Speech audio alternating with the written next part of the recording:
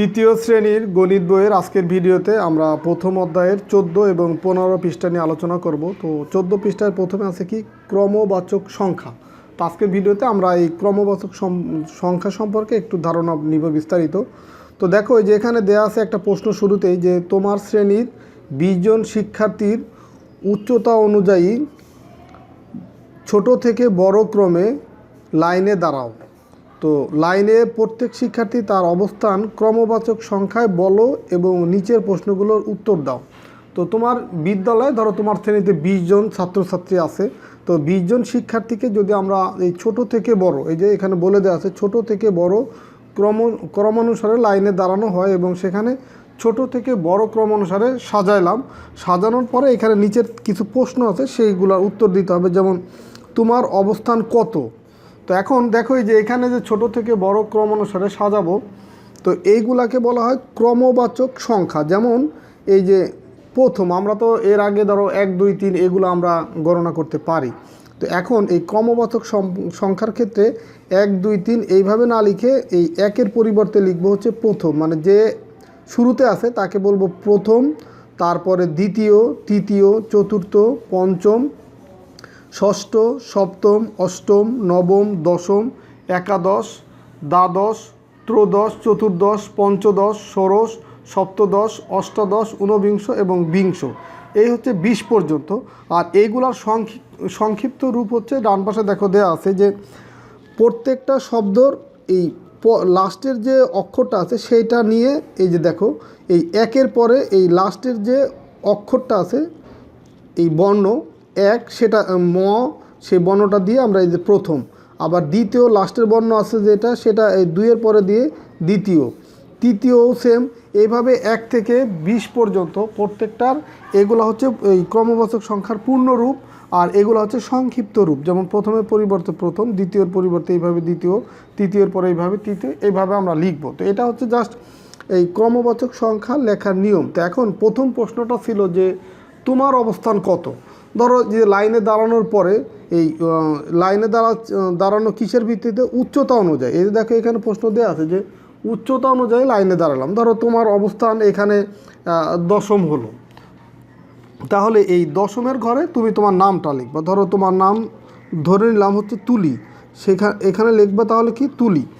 এখন এই প্রথম প্রশ্নটার কিন্তু সমাধান হয়ে গেল যে তোমার অবস্থান কত। তাহলে তোমার অবস্থান কত পেলাম? দশম। এই যে এটা হচ্ছে তোমার অবস্থান দশম। তো দ্বিতীয় প্রশ্ন, কতজন শিক্ষার্থী তোমার চাইতে লম্বা বা খাটো। এখন এটা যদি হয় এর উপরে কয়জন আছে সেই কয়জন তোমার চেয়ে লম্বা। ধরো এখানে আছে 1 2 3 4 5 6 7 8 9, তাহলে এই যে 9 জন, এই যে 9 জন, এই 9 জন হচ্ছে তোমার চেয়ে লম্বা, এই 9 জন। আবার দেখো এই তোমার নামের পরের যেগুলো আছে এরা হচ্ছে তোমার চেয়ে এখানে দেখো এখানে বলছে কি যে উচ্চতা অনুযায়ী ছোট থেকে বড়। আচ্ছা, তাহলে এই যে তুলি, যে তোমার নাম, তোমার আগের যে কয়জন আছে এই কয়জন হচ্ছে তোমার, এই 9 জন হচ্ছে ছোট, তোমার চেয়ে ছোট। আর এই তোমার পরের যে কয়জন আছে, এই যে পরের যে কয়জন 1 2 3 4 5 6 7 8 9 10, এই যে পরের যে 10 জন আছে এই 10 জন হচ্ছে তোমার চেয়ে বড়, এই 10 জন হবে কি বড়। আর প্রথম 10 জন হবে কি, প্রথম 9 জন হচ্ছে ছোট। আর এইটা হচ্ছে তোমার অবস্থান। তো তোমার অবস্থান এই 20 জন লাইনে দাঁড়ানোর পরে তোমার অবস্থান যে দশম পজিশনে না হয়ে অন্য পজিশনেও কিন্তু হতে পারে। যেখানে হোক তার আগের যে কয়জন থাকবে সেই কয়জন হচ্ছে তোমার চেয়ে ছোট, আর এই তোমার অবস্থানের পরের যারা থাকবে তারা হচ্ছে তোমার চেয়ে বড়। এখন এই যে বাকি নামগুলো যারা আছে এগুলো তুমি তোমার লিখে ফেলবা তোমার ইচ্ছা মতো। দেখো এখানে আমি নামগুলো লিখে দিলাম, তুমি তোমার যে সহপাঠীদের নাম এইভাবে লাইনে দাঁড়ানোর পরে যারা তোমার ছোট থাকবে এই সিরিয়াল অনুযায়ী নামগুলো লিখে ফেলবা। যা আমি লিখে ফেললাম যে এই প্রথম হচ্ছে মানে সবচেয়ে ছোট হচ্ছে মুমু, তারপরে রাফি, তারপরে রিফাত, সিফাত, সাকিব, সাদ, ঐশী, রানা, কামাল। আর তোমার চেয়ে যারা বড় তাদের সিরিয়াল হচ্ছে এই একাদশ পজিশনে আছে কে? জামাল, তারপর আছে জনি, সাগর, আকাশ, মিম, রুম্মাম, হুম্মাম, শামিম, সাবা, সোহেল। এই হচ্ছে তোমার চেয়ে বড় যারা তাদের সিরিয়াল। তো এই নামগুলো তুমি লিখে ফেলবা। আচ্ছা, এরপরে দেখো পরবর্তী পৃষ্ঠা বা 15 পৃষ্ঠায় আরও কিছু প্রশ্ন আছে যে তোমাদের শ্রেণীতে গণিতে প্রাপ্ত নম্বরের ক্রম অনুযায়ী ক্রমবাচক অবস্থান লিখি। তো এখানে দেখো এই যে নাম দেওয়া আছে, এখানে 1 থেকে একদম 20 জনের নাম দেওয়া আছে। আর এইখানে হচ্ছে বড় থেকে ছোট ক্রম অনুযায়ী গণিতে প্রাপ্ত নম্বর দেওয়া আছে। যেমন ঐশী পাইছে কত, গণিতে 100 নম্বরের ভিতরে সে 100 পাইছে, সে হচ্ছে কি প্রথম। আর শিমু পাইছে হচ্ছে 98, তাহলে শিমু হবে কত, দ্বিতীয়। তাহলে এখানে আমরা লিখে দেই দ্বিতীয়। তারপরে ইমন পাইছে 97, তাহলে এটা হবে কি 3 নম্বর পজিশন বা তৃতীয়। তপন পেয়েছে 95, তো এটা হবে কত, চতুর্থ। তারপরে হিয়া পাইছে কত, হিয়া পাইছে 92, তার মানে এটা হবে পঞ্চম। লিমন পাইছে 90, তাহলে এরপরের জন হবে কত, এটা হবে তোমার ষষ্ঠ পজিশন হবে, ষষ্ঠ। দেখো এর পরের সিরিয়ালগুলো আমি লিখে ফেললাম। এই যে দেখো লিমন ষষ্ঠ, রেখা সপ্তম, ইতি হচ্ছে যে 85 পাইছে অষ্টম, নাবিলা হচ্ছে নবম, তারপরে দীপু হচ্ছে 82, এটা হচ্ছে দশম পজিশন।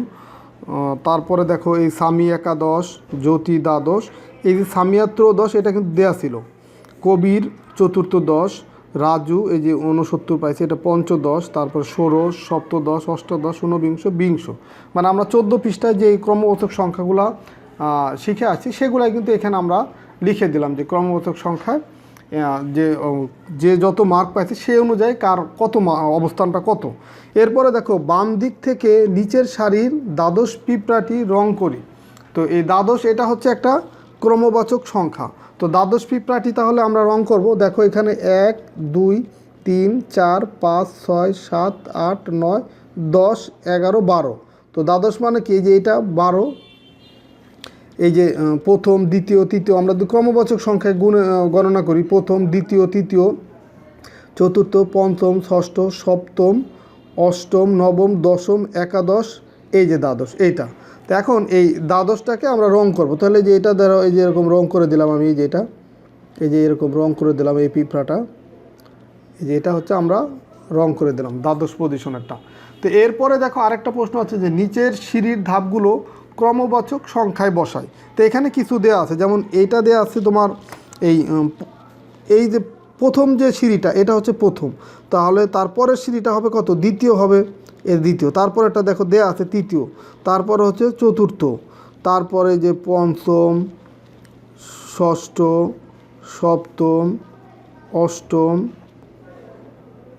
নবম দশম, দশমের পরে কি, দশমের পরে আছে তোমার একাদশ, এই যে এখানে তাহলে একাদশ হবে। এই যে 11, তারপর হচ্ছে প্রত্যেকটা শব্দের লাস্টের অক্ষরটা এই যে তালেবর্ষ, একাদশ, তারপর হচ্ছে দ্বাদশ 12, তারপরে এই তালেবর্ষ।